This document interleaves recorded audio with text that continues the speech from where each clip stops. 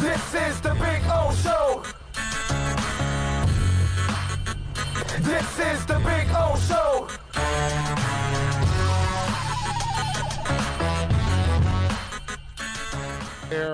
I wish today on my birthday it was a little happier day, you know, because it started off obviously with the Marlins winning, and that was fantastic as they had that 5-run seventh inning, and everything exploded, and they were awesome. But then last night just ended with a thud as Myron's Lakers absolutely crushed our Miami Heat last night, 116-98. And Myron, by the way, sends in a second super chat. Give him some love there, bro.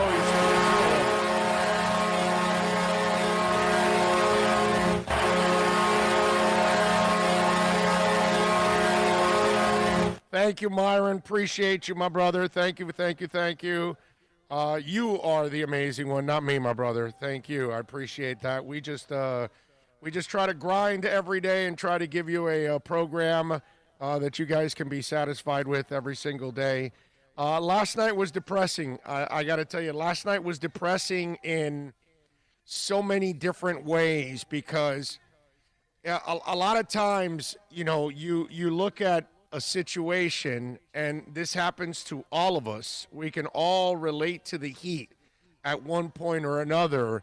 And last night, for the first time in this playoff run, it looked like the moment was too big for them. For the first time. They started off really well for the first half of that quarter, but then once they started to make one mistake, it led to another. Once they missed a rebound, it led to another. Once they missed a shot and a play didn't go their way, it led to other screw-ups. And then the injuries started to pile up as the game went on. Bam dealing, you saw the wrist again, the shoulder. Apparently, according to, I think I saw it on 5 Reasons, what's it called? It's a plantar fasciitis issue for Goran Dragic. And, you know, they say, yeah, he might still try to play and all that. And then Jimmy Butler also is dealing with an ankle injury. And he's kind of had that, you know, ankle injury now here in the last couple of games. And I got to tell you something, you know, I don't know how you win this series anymore now. I don't. I mean, I'd love to blow smoke up your ass and tell you, hey, look, it's possible if this happens and if that happens. And listen, man, I'm a homer. I love my teams. I live and die with all the teams. But I'm going to be honest. I don't like actually dancing around. The Heat need to be healthy in order to beat the Lakers. The Heat need to play perfect basketball in order to beat those two superstars.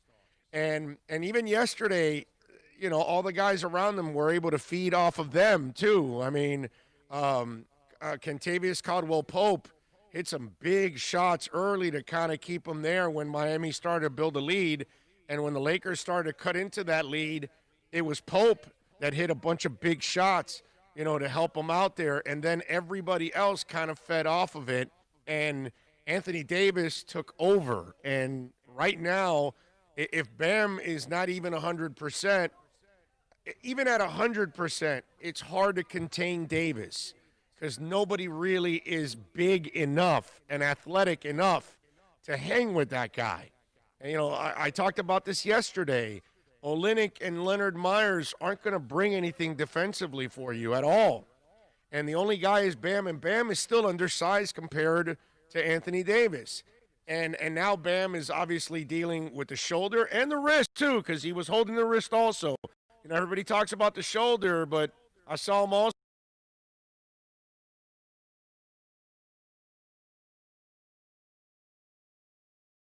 Not 100%. And I'd love to sit here and say, well, you know, if this happens and that happens, and about the only thing that happened yesterday was, didn't I tell you that there were 1 or 2 guys that need to step up to kind of help out? Not one of them did. And it was Kendrick Nunn. It went off. And they tried with Derrick Jones early, and Derrick Jones was a total goofball. He was getting burned on defense, which was expected because he's His size, man. You could see it. Every time he got body to body, he goes flying. He cannot stay with LeBron. But he missed rebounds, shots. He was just screwing it all up, and then they had to take him out. But then Nunn came in. Again, now it didn't mean anything because you're trailing by 4,000 points. But that's kind of what I was talking about, that we needed either Nunn or Derek Jones Jr. to kind of help on top of everything that you were doing. I was saying you need to expand a little bit more to beat these guys.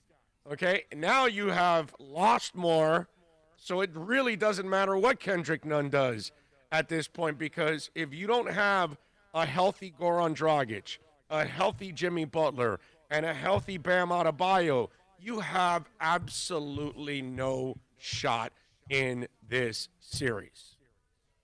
Okay? You have to be firing on all cylinders, and you've lost all your main cylinders. I wanted all cylinders, and I wanted to add a Derek Jones or Nunn. One of the two. I told you guys you need to add one more of those guys to add another perimeter threat and kind of create problems for them.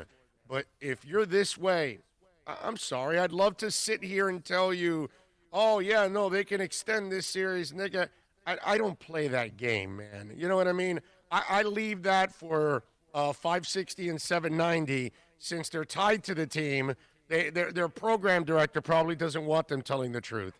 So they'll want to stretch things out. But that's not how I play the game on here. I'd love to see them win. I picked the Heat to win.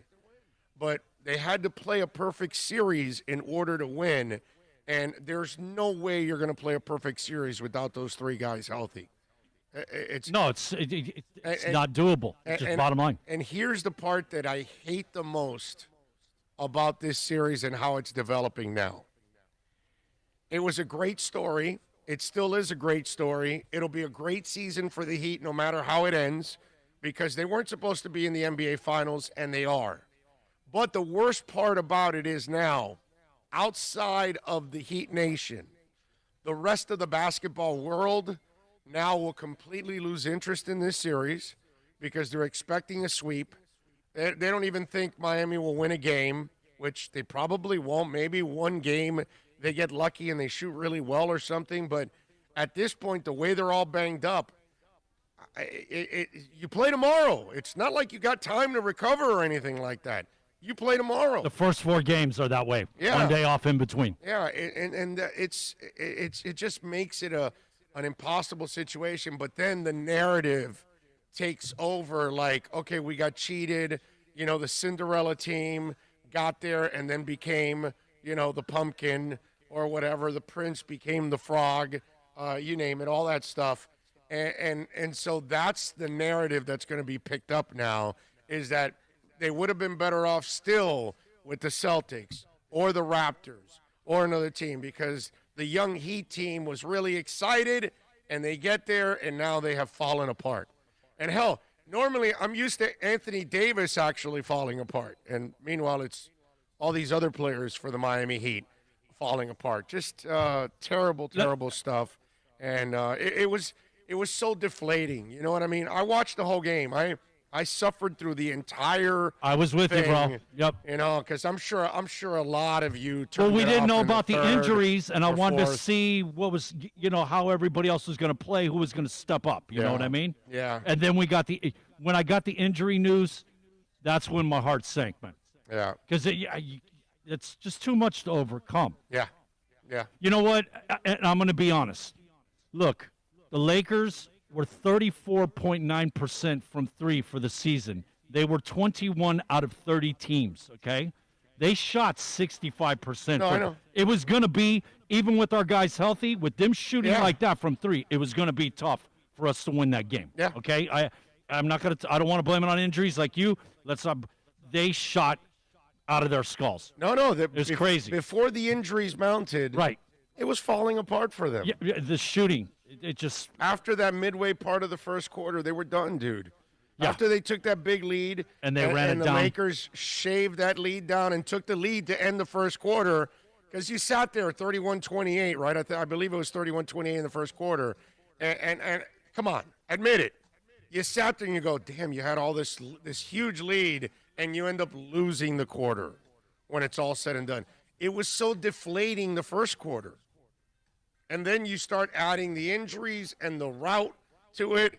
It was just like a game where I felt sick to my stomach. We weren't making layups. We were missing 8 and 12, Bunnies. 15 little jumpers.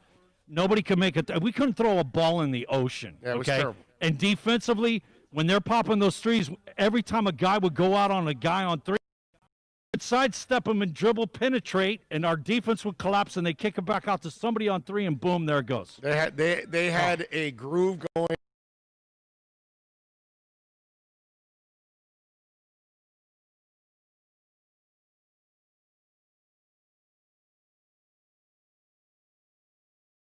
In the house, thank you, Ian.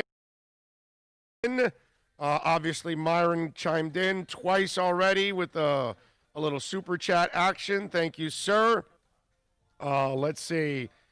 Julius 305 is in. Samuel Robina, thank you for the well wishes. Ronald Hubbard, also, thank you, sir. He says, very happy birthday to one of the best sports talk radio hosts in America. I hope you have a super spectacular day, bro. Thank you, sir. Yeah, I was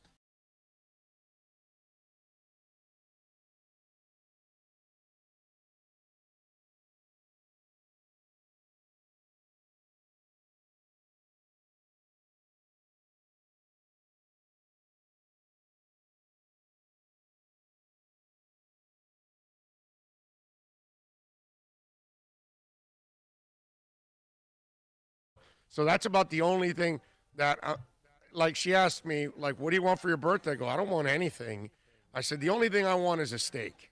That's it. Get me a steak. And she goes, where do you want to go? And I go, no, I'm not going anywhere. I'm not going to a restaurant. You know, I don't care what. See, that's the problem now. We're opening everything up, and people are going out, and now they're starting to act like there is no virus. I think like 900 and something Americans died yesterday. There is no virus, and I'm not wearing a mask. I mean, that's what businesses are running into now. That people are walking in because they think everything's open. Oh, everything's back to normal. It's like they don't follow anything. They don't know anything. And so I get it if there's restaurants open. I want nothing to do with sitting in a restaurant right now. I will not be sitting in a restaurant easily in 2020, okay? Easily 2020. Probably easily half of 2021, I will not go to a restaurant. Not to eat or anything like that. If I have to go meet somebody or something, I'll try to meet them on the outside terrace or something, but I am not going to sit somewhere inside anywhere to eat any food because I've been fortunate enough, knock on wood, that I've avoided that stupid COVID thing. I want to keep avoiding it because I don't want to take the chance of catching it at all. So there's no way I can't even enjoy a steak at a restaurant. So now I got to get one delivered, and hopefully it's pretty fresh and still tastes good and all that good stuff. But we'll get through it. But that's the way of the world now. Jay Gelfin is in. Thank you, sir, for the well wishes. Let's see, Miami Kid Jay. The reality is they're overwhelmed and overmatched. You cannot turn over the ball on this Laker team and expect to win. It's the finals. No time to be timid or afraid of the moment. And for the first time, the moment looked too big for them. You know what I mean? That's the sad part. Jumpman 305. Says play KZ against AD. He's the only athlete that can cover. Really? You're KZ, right? Okay. The guy that never plays. We're going to put him up against one of the 5 best players in the NBA. Mike Gomez, small ball versus size. Their size with Davis, Braun, and Howard are a problem. We can defend Braun, but Davis is a problem. Bam needs to be healthy to have a shot. You're 1,000% right. Myron, it's an Alice in Chains shirt. You put Alice Cooper, it's Alice in Chains. Okay? But it is a nice shirt, by the way. I do like this shirt. Got this at one of their concerts a few years back. but it's Alice in Chains, not Alice Cooper. Your sound is going on and off. I know we're back. It's Okay. the internet. I saw the screen bleed. I had to shut it down and build it back up. But we're back on and going. Okay. Perhaps Leonard or Olynyk for size and rebounding, but Davis is a major problem. The problem is Leonard and Olynyk aren't good rebounders. They're not good defenders. They're more offensive players and three-point shooters and stretch guys more than anything else. I wouldn't count on those guys on defenses. Put it this way. I look at those guys like they're 12 fouls there.